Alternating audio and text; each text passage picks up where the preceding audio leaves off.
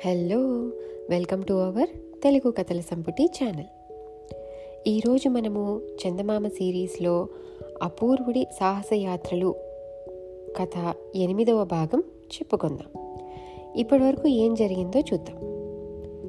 అపూర్వుడి ఆదేశానుసారం సమీరుడు సముద్రపు దొంగల పాలైన 5 కుర్రవాళ్లను కాపాడడానికి ఆయనతో పాటు గండుమీనం మీదెక్కి ఓడను చేరుకున్నాడు.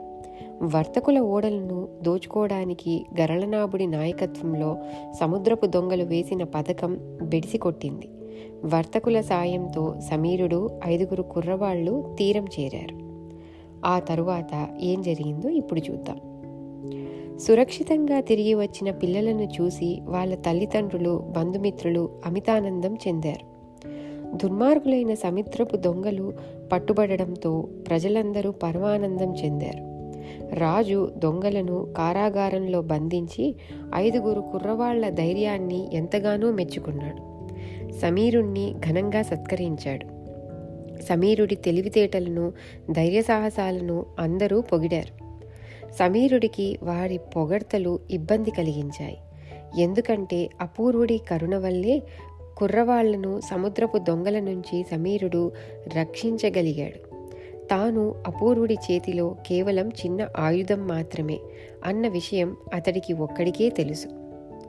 సత్కారాల హడావిడి సద్దుమణిగిన తరువాత సమీరుడు తమ ఇంటి సమీపంలో ఉన్న ప్రశాంత స్థలానికి ఒంటరిగా వెళ్ళాడు. ఏకాగ్ర చిత్తంతో ఎప్పుడు పిలిచినా వస్తానని అపూర్వుడు మాట ఇచ్చాడు. ఇప్పుడు ఆయనను చూడాలనుకొని సెలయేటి పక్కన ఉన్న బండ మీద కూర్చొని అపూర్వుణ్ణి తలుచుకొని కళ్ళు మూసుకోబోయాడు. ఆ క్షణమే నేను ఇక్కడే ఉన్నాను సమీరా అన్న మధుర కంఠస్వరం వినిపించింది. మందహాసంతో ఎదుట నిలబడిన అపూర్వుణ్ణి చూడగానే సమీరుడు చేతులు జోడించి నమస్కరించాడు. సమీరా, నువ్వు నన్ను చూడాలనుకున్న దానికి ముందే నేను నిన్ను చూడాలనుకున్నాను, అందుకే ఇలా వచ్చాను అన్నాడు అపూర్వుడు. సమీరుడు చాలా సంతోషంగా ఆహా ఆహా అన్నాడు తప్ప మరేమీ మాట్లాడలేకపోయాడు. మనం అనుభవిస్తున్న ఈ ఆనందాన్ని ప్రజలందరికీ పంచాలి. ముఖ్యంగా మీ గ్రామంలోని పేద ప్రజల పరిస్థితి మరీ దీనంగా ఉన్నది. తినడానికి తిండి లేక, కట్టుకోవడానికి బట్ట లేక, రోగాలకు వైద్యం చేయించుకోలేక, కటిక దరిద్రంతో వాళ్ళు అలవికాని బాధలు అనుభవిస్తున్నారు. నువ్వు వాళ్ళకేమైనా సాయం చేయలేవా అని అడిగాడు అపూర్వుడు. నేనేం సాయం చేయగలను స్వామి, నాకు వాళ్ళ బాధలు పోగొట్టాలనే ఉన్నది. అయితే వాళ్ళ బాధలన్నిటికీ మూలం దరిద్రం. ధనం ఉంటే తప్ప నేను వాళ్ళ దరిద్రాన్ని, బాధలను పోగొట్టలేను. మరి నా దగ్గర ధనం లేదు కదా అన్నాడు సమీరుడు. నీకు కావలసిన ధనం నేను సమకూరుస్తాను. అది సరే, నన్ను స్వామి అను పిలవకూడదు అని ఎప్పుడో చెప్పాను. మరోసారి అలా పిలిచావో నేను నీతో మాట్లాడను అన్నాడు అపూర్వుడు మందలిస్తున్నట్టు. మీ ఆజ్ఞను పాటిస్తాను మిత్రమా. ఇంతకు నాకు ధనం ఎలా సమకూరుస్తావు అని అడిగాడు సమీరుడు. నేను ఓడలో ఉన్నప్పుడు సముద్రపు దొంగలు శిలాద్వీపంలో దాచిన నిధి గురించి మాట్లాడుకోవడం విన్నాను. దాదాపు 10 ఏళ్ల క్రితం ఒకానొక యువరాణి పెళ్లి చేసుకొని అత్తవారింటికి వెళుతున్నప్పుడు పెద్ద దొంగల ముఠ వాళ్లపై బడి ఆభరణాలను దోచుకుందంట అని అపూర్వుడు ఇంకేదో చెప్పబోయేంతలో సమీరుడు అడ్డుపడి, అవునవును, ఆ దోపిడీని గురించి మా పెద్దలు కూడా తరచూ కథలుగా చెప్పుకునేవాళ్ళు అన్నాడు పట్టరాని ఉత్సాహంతో.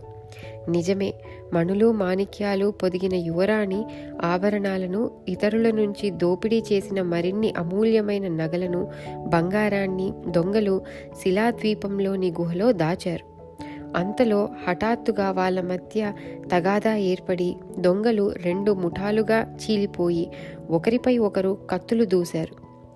నిధి తమకు చెందాలంటే తమకే చెందాలని ఇరు వర్గాల మధ్య ఘర్షణలు బయలుదేరడంతో ఏ ముఠా వాళ్ళు గాని నిధిని వశపరుచుకోలేకపోయారు.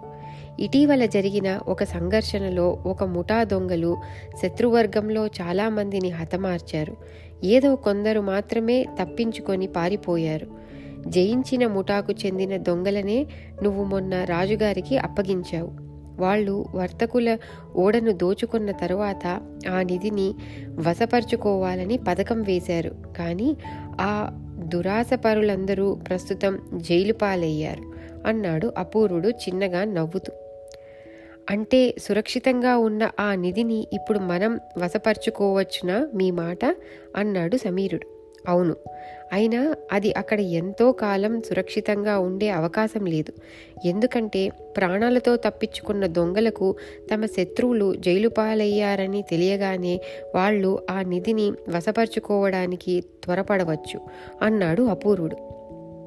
అది సరే, మనం ఆ శిలాద్వీపాన్ని కనుక్కోవడం ఎలా అని అడిగాడు సమీరుడు.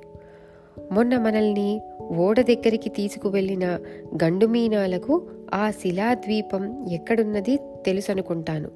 నా ఆలోచనలు పసిగట్టి వాటికి అనుగుణంగా నడుచుకునే స్నేహితులు ఆ గండుమీనాలు. ఈ విషయంలోనూ అవి మనకు తప్పకుండా సహాయపడగలవని భావిస్తున్నాను. రేపు నిండు పున్నమి, మనం శిలాద్వీపాన్వేషణకు బయలుదేరడానికి తగిన సమయం అన్నాడు అపూర్వుడు. ఆ మాటలు విని సమీరుడు అమితోత్సాహంతో, మనతో పాటు ఆ 5 మిత్రులను కూడా తీసుకువెళ్దామా? మిమ్మల్ని చూడాలని, మీతో కలిసి సాహసయాత్ర చేయాలని వాళ్ళు కుతూహలపడుతున్నారు అని అడిగాడు. అపూర్వుడు కొంతసేపు ఆలోచించి సరేనని చెప్పి వెళ్ళిపోయాడు. సమీరుడు కుర్రవాళ్ల తల్లిదండ్రుల అనుమతి తీసుకొని వాళ్లను వెంటబెట్టుకొని మరునాడు సాయంకాలం సముద్ర తీరానికి బయలుదేరాడు. 5 మిత్రులు అపూర్వుణ్ణి చూడడానికి ఉరకలు వేసే ఉత్సాహంతో వచ్చారు. వాళ్ళు సముద్ర తీర చేరేసరికి అపూర్వుడు అక్కడే ఉన్నాడు. కుర్రవాళ్లు ఆయనకు నమస్కరించారు. అపూర్వుడు చిరునవ్వుతో పలకరించాడు. తూర్పు దిక్కున నిండు చంద్రుడు వెన్నెలలు వెదజల్లుతుండగా అపూర్వుడు ఒక్క క్షణం కళ్ళు మూసుకొని గండుమీనాలను స్మరించాడు. మరుక్షణమే అలలకు ఆవల ప్రశాంతంగా ఉన్న సముద్ర జలాలను పైకి చిమ్ముతూ గండుమీనాలు ఎగిరి దూకడం కనిపించాయి. కొంతసేపటికల్లా అవి తీరాన్ని సమీపించి ప్రయాణానికి సంసిద్ధతను తెలియజేసే విధంగా వింత ధ్వనులు చేశాయి. వాటిలో పెద్దదిగా ఉన్న గండుమీనం వీపు మీదకి అపూర్వుడు చేరాడు. ఆయన ఆజ్ఞ కాగానే సమీరుడు 5 మిత్రులు వేరువేరు గండుమీనాల మీదికి ఎక్కి కూర్చున్నారు. మరో 12 గండుమీనాలు వాళ్లకు రక్షణగా వచ్చాయి. అన్నీ కలిసికట్టుగా సముద్రంలోకి దూసుకుపోసాగాయి. అపూర్వుడు ఎక్కిన గండుమీనం మిగతా వాటికి దారి చూపుతూ ముందు ఈదసాగింది. ప్రశాంతంగా ఉన్న సముద్రం మీద గాలి మెల్లమెల్లగా వీచసాగింది. అపూర్వుడి తలకు పైన కొన్ని సముద్రపు కాకులు గిరికీలు కొడుతూ ఎగరసాగాయి. అలా చాలాసేపు ప్రయాణం చేసి చంద్రుడు నడినెత్తి మీదకి వచ్చిన సమయానికి వాళ్ళు సముద్ర జలం మధ్య నిటారుగా నిలబడిన రాక్షసుల గుంపులాగా కనిపించే శిలాద్వీపాన్ని సమీపించారు. గండుమీనాలు ఆ శిలలను ఆనుకొని ఆగాయి. అపూర్వుడు ఆయన 6 మిత్రులు గండుమీనాలపై నుంచి దిగి శిలాద్వీపంలో అడుగుపెట్టారు. పెద్ద పెద్ద బండల వంటి శిలల మధ్య అసంఖ్యాకమైన గుహలు కనిపించాయి. సముద్రపు దొంగలు దాచిన నిధి ఏ గుహలో ఉన్నదో తెలుసుకోవడం ఎలా? అది అంత సులభంగా కనిపించలేదు. కుర్రవాళ్లు ముందున్న గుహలోపలికి తొంగి చూశారు. అక్కడ ఏదో తలతలా మెరుస్తూ కనిపించడంతో సమీరుడు వంగి మెల్లగా గుహలోపలికి చొరబడ్డాడు. చుట్టూ చీకటి, నేల చిత్తడిగా ఉన్నది. సమీరుడు మోకాళ్ల మీదకి వంగి ముందుకు పాకసాగాడు. కాని గుహలోపలి బొరియలలోని పాములు బుస్సు మనడంతో వాడు భయపడి వెనక్కు వచ్చేశాడు. సరే, ఇప్పుడు ఎలాగో ఈ శిలాద్వీపాన్ని కనుగొన్నాం. మరొకసారి వచ్చి నిధిని నింపాదిగా వెలికి తీయవచ్చు. ఇప్పుడు తిరిగి వెళ్ళిపోదాం అన్నాడొక కుర్రవాడు సమీరుణ్ణి ఓదారుస్తూ. అరవకండి అని సైగ చేసి ఈ బండచాటున దాక్కొందాం రండి అంటూ అపూర్వుడు ముందుకు నడిచాడు. క్షణంలో 7 గుట్టుచప్పుడు కాకుండా పెద్ద బండచాటున దాక్కున్నారు. బండ కవతలి వైపు నుంచి ఎవరో బిగ్గరగా నవ్వడం వినిపించింది. అపూర్వుడు ఆ శబ్దాన్ని జాగ్రత్తగా వినసాగాడు. ఈనాటికి అంటే 10 సంవత్సరాల తరువాత మన కోరిక నెరవేరింది. మన కలలు ఫలించి నిధి మన వశమవుతుంది. మనకు అడ్డుపడిన శత్రువులు ఈ పాటికి నరకంలో ఏడుస్తూ ఉంటారు అన్న కఠోర కంఠస్వరం వినిపించింది. అందరూ నరకంలో లేరు గురు, ఇంకా కొందరు జైల్లోనే ఉన్నారు అన్నాడు మరొకడు నవ్వుతూ. ఆలస్యం చేయకండి, త్వరగా మనం నిధిని పడవలోకి చేర్చాలి అని ఆజ్ఞాపించాడు ఒకడు దృఢమైన కంఠస్వరంతో. నాకు ఆకలి వేస్తున్నది, మొదట కడుపు నిండా తినాలి, ఆ తరువాతే మరొక పని. మన వశమైన నిధి రెక్కలొచ్చి ఎక్కడికి ఎగిరిపోదులే అన్నాడు ఇంకొకడు. ముందు వచ్చిన పని పూర్తి చేయండి, నిధిని పడవలోకి చేర్చి ఆ పిమ్మట కావాల్సినంత తినవచ్చు, తాగవచ్చు అని ఆజ్ఞాపించాడు మొదటివాడు. అపూర్వుడు బండల మధ్య సందుగుండా తొంగి చూశాడు. బండకు అవతలి వైపున 5 దృఢకాయలు నిలబడి ఉన్నారు. నగలు నిండిన పెట్టెలు గుహలోపలి గోతులలో ఉన్నాయి. సముద్రపు దొంగలు ఆ పెట్టెలను ఒక్కొక్కటిగా వెలుపలికి తీసి పడవలోకి చేర్చడం కనిపించింది. వాళ్ల పని పూర్తి కావడానికి అరగంట సేపు పట్టింది. సరే, ఇప్పుడు రండి, భోజనం చేద్దాం అని ఆజ్ఞాపించాడు వాళ్ళ నాయకుడు. 2 దృఢకాయలు పాత్రల నిండుగా ఉన్న వంటకాలను, పీపాల నిండుగా ఉన్న పానీయాన్ని పడవ నుంచి దించి తెచ్చి ఒక చదునైన బండ మీద పెట్టారు. వాటి చుట్టూ కూర్చొని దొంగలు సంతోషంగా తింటూ, తాగుతూ, ఆడుతూ, పాడుతూ పట్టరాని ఆనందంతో విచ్చలవిడిగా ప్రవర్తించసాగారు. కొంతసేపటికి సద్దుమణిగింది. వాళ్ళందరూ స్పృహ కోల్పోయి అలాగే నిద్రపోయారు. రండి, మనం తప్పించుకోవడానికి ఇదే సరైన తరుణం అన్నాడు అపూర్వుడు ముందుకు నడుస్తూ. గండు మీనాలెక్కడా అన్నాడు ఒక కుర్రవాడు.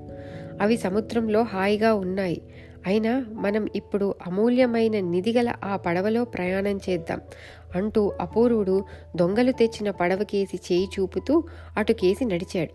కుర్రవాళ్లు అమితోత్సాహంతో పరుగున వెళ్లి పడవలోకి ఎక్కారు. మరుక్షణమే గండుమీనాలు వచ్చి తమ తలతో పడవను ముందుకు తోశాయి. కుర్రవాళ్లు తెడ్లను అందుకొన్నారు. సముద్రపు దొంగలు తప్పతాగి స్పృహ తప్పి పడిపోయిన శిలాద్వీపాన్ని వదిలి